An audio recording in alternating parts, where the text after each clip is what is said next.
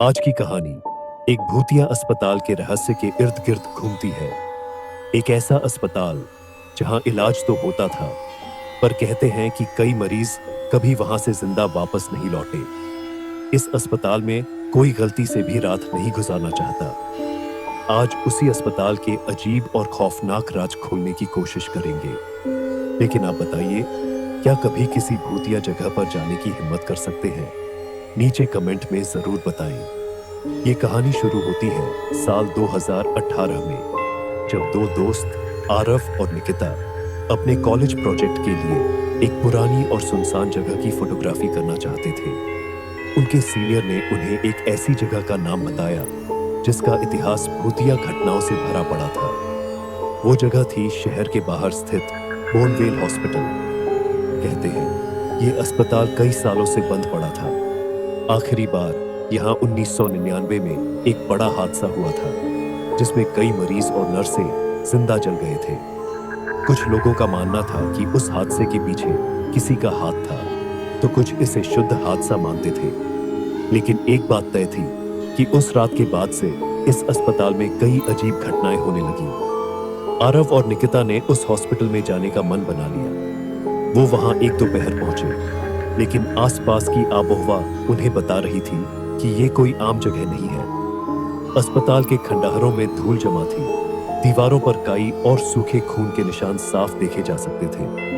उन्होंने entry gate के पास एक बोर्ड देखा जिस पर लिखा था, यहाँ खतरा है, प्रवेश निषेध।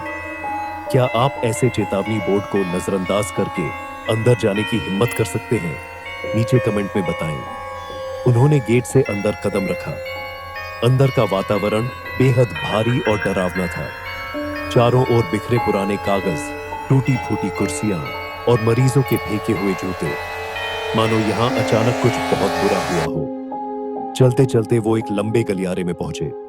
गलियारे के दोनों तरफ अलग अलग कमरे थे। तभी निकिता को लगा कि किसी ने उसके पीछे से फुसफुसाया, यहां आओ। उसने तुरंत पीछे मुड़कर देखा, लेकिन वहां कोई नहीं था। आरव ने उसे तसल्ली दी कि ये उसका वहम था। वो दोनों आगे बढ़ते रहे और एक कमरा देखा जहां दरवाजे पर ऑपरेशन लिखा था। थिएटर का बोर्ड लगा था। अंदर घुसते ही उनकी आंखें ठहर गईं। कमरे के बीचों बीच एक ऑपरेशन टेबल थी और उसके चारों ओर खून के पुराने धब्बे थे।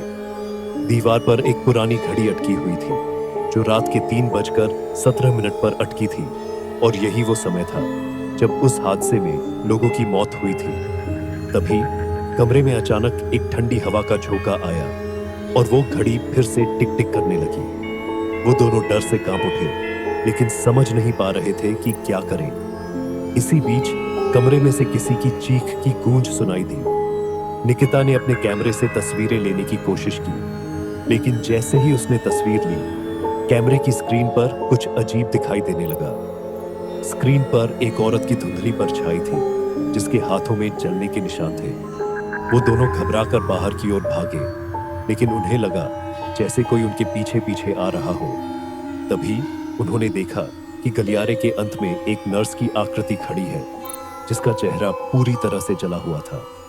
उसकी आंखें लाल थीं और वो उनकी ओर देख रही थी। निकिता का दिल तेजी से धड़कने लगा। आरव ने उसे खींचकर भागने की कोशिश की, लेकिन उसकी टॉर्च अचानक बंद हो गई। दोनों अंधेरे में खड़े थे।